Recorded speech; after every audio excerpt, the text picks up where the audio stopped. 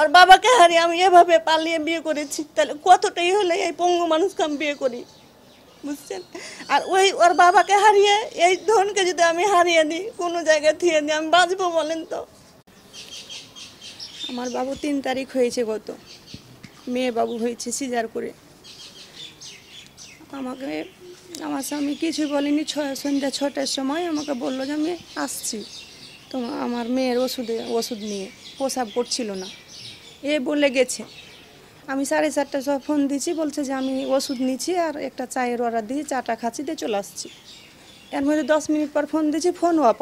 আমার হাজব্যান্ডের phone off পাচ্ছি না, 1 ঘন্টা ট্রাই করলাম, কেটে উঠে ফোন লাগাচ্ছি, কেউ বলতে পারছে না যে আমার সাথে যোগাযোগ করেছে। এর মধ্যে পরে আমার রাত 10টার সময় একজন বলছে যে ভাবি ভাইয়ের বেলে হাত পা কেটে নিয়েছে নাকি। আমি তখন আমার রুমে কেউ নাই, আমার কিন্তু বিয়ে করেছিলাম আমি আমার বাবা মা পছন্দেই, জি আমাকে এখনও মানে লাইনি। আমি আমার এই সিজার হয়েছে, তাও আমার ফ্যামিলি থেকে আমার এই যে বোনটা এসেছিল 2 দিন থেকেছে মেডিকেলে, আমার মেডিকেল থেকে বের করে চলে গেছি মিশনে, জি মিশন হাসপাতাল। দিয়ে আমি তখন বললাম আমার একজনকে, ওর ফ্রেন্ডকে, যে আপনার বন্ধু বলছে যে বিনোদপুরে আমি চা খাচ্ছি, দিয়ে আমি চলে আসছি। তো 1 ঘন্টা ট্রাই করছি, 10 মিনিট পরে তো বলছে যে না ফোন আমি সুইচ অফ বলছে, আমি পাচ্ছি না। তো ভাইয়া একটু বিনোদপুর যান তো দেখেন তো, ওই খোঁজাখুঁজি করেছে পাইনি। দিয়ে বলল যে ভাবি আমি পাচ্ছি না, আপনি ট্রাই করেন। একটা ছেলেকে নাম্বারে ফোন দিলাম যে আপনার ভাই কি আপনার সাথে যোগাযোগ রেখেছি না গিয়েছিল এতক্ষণের মধ্যে, 6টার সময় বের হয়েছে, এখন বাজছে রাত 9টা। তো বলছে যে না ভাবি আজকে যোগাযোগ হয়নি ভাইয়ের সাথে। তো ভাই বের হলো কেন এখন? এখন তো আমি বের করতে বারণ করেছি, বের হয় না, অফিস যায় আর আসে শুধুই, হয়তো চাচু খেতে গেছে, আমার মেয়েটারও অসুস্থ, প্রসাব করছে না, প্রসাবের জন্য মেডিকেল গেছিল, হয়তো ওই বাকি চা খেতে গেছে, পাচ্ছি না। এর মধ্যে আমাকে একটা শুভ বলে ছেলে ফোন করছে যে ভাবি ভাই মতিহার থানাতে আছে। আমার রুমে কেউ নাই, কাজের খালা আছিল, কাজের খালা বিকেল করে কাজ করে চলে যায়। আমার মেয়েটাকে আমার ওই স্বামী পা নাই, তাও দেখাশোনা করে। জি যুবরী ভবন ছিলাম, 224। আমার পাশে কেউ নাই, আমার স্বামী আমার দেখাশোনা করে, ওই কাজের খালা কাজ করে দেয় আর আমার স্বামী সেবা করে আমারও, এই আর ওই পা নিয়েই করে। যেমন আমাকে বিয়ে করেছে, আমাকে বেশিও করেনি কখনোই। দিয়ে একটার পর একটা খবর আসছে, কে বলছে মেডিকেলে আছে, মানে ওর মেসেঞ্জার আমার মেসেঞ্জার একটাই আমি ফেসবুক ইউজ করি। দিয়ে ওই ফোন আসছে একটার পর একটা, কেউ বলছে মেডিকেলে, কে বলছে থানায়, মানে কেউ সঠিক খবর দিতে পারছে না। আর আমি তো পেট 5 দিনকার আমার সিজার, আমি তো উঠে বসতে পারছি না। আল্লাহ আমাকে এখানে আসার জন্য আমাকে হয়তো শক্তি দিল।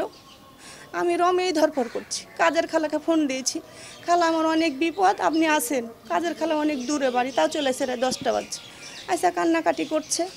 আমি বলছি যে আমার স্বামীকে যদি জেলেও দেয় আমি জামিন করব, মেডিকেলে 10 দিন 15 দিন 1 মাস পরে থাকুক, আমি এই শরীরে আমি সেবা করব আমার স্বামীর। আমার বাচ্চাটার দিকে দেখে আল্লাহকে ডাকছে, আল্লাহ আমার বাচ্চার কেউ নাই, ওর না আছে বাবা। আমার শাশুড়ি পাগল, বুঝছেন, ব্রেন স্ট্রোক করে পাগল হয়ে আছে। আমার ভাসুর আমাকে মেনে নেয়নি, বুঝছেন, আমার 2 ফ্যামিলি কোনো মেনে নেয়নি। আমার স্বামী স্ত্রী আমরা সংসার করছি। ঘটনার খবর পেয়েছি আমি, তো এটা একাধবার কথা বলছে। তো আমাকে একজনকে এক ছবি দিয়েছে, আমাকে আমার স্বামীকে প্রশ্ন করছে শুইয়া, কোথায় আমি মেডিকেলে কি কোথায় আমি বলতে পারবো না। আমার স্বামী বলছে আমি 10 বছর আগে আমি রাজনীতি করতাম, আমার পা দেখেন কাটে ফেলেছে, আমার হাতে ক্ষত, রগ কাটা আছে সবই, আমি জীবন্ত লাশ হয়ে আছে। আমি কোনো রাজনীতিতে যাই না, আমি যাইতেই পারি না। আমার হাতে পায়ে ধরা হোক যা হোক, আমার 23-22 চাকরিটা হয়েছে, কোনো রকমে চাকরিটা হয়েছে, বুঝছেন। আমাদের যখন রিলেশন চলে তখন কত হাতে পায়ে যে বিউটি, আমার মনে হয় চাকরি হলো না, আমি মনে হয় তোমাকে সুখী করতে পারলাম না, আমাকে চাকরি এত আমার ক্ষত, তো আমার চাকরি করে দিচ্ছে না কেউ। তো যা হোক দয়া করেছে, চাকরিটা দিয়েছে, চাকরি করে আমাকে গ্রহণ করেছিল। দিয়ে এই তো চাকরি তো বেতন বেশি না, টাকা পাই খরচ হয়ে যায়, আমার অল্প দিনের চাকরি, আমার 2 টাকা তো আমার সিজার করেছে, তা ওই যে আমার বোনটা টাকা দিয়েছে, আগে খালা দিয়েছিল, খালাকে পরিশোধ করেছে আমার বোন, 25,000 টাকা খরচ করেছে আমার বোন। মৃত্যুর খবর পেয়েছি, আমাকে সব বলছে আপনি ভাবি অস্থির হয়েন না, ভালো আছে, ক্ষত হয়ে আছে, অপারেশন থিয়েটারে নিয়ে গেছে, সিলাই টিলা দিয়ে হয়তো থানাতে ভরুক, কাজ হোক জামিন করবো। এটা শুনলাম একটু মনে শান্তি হলেন, যা তো ভালো তো আছে, কি বেঁচে আছে আমার স্বামী, হোক 1 মাস অসুস্থ হয়ে থাক, আমি জামিন করব থানা গেলে।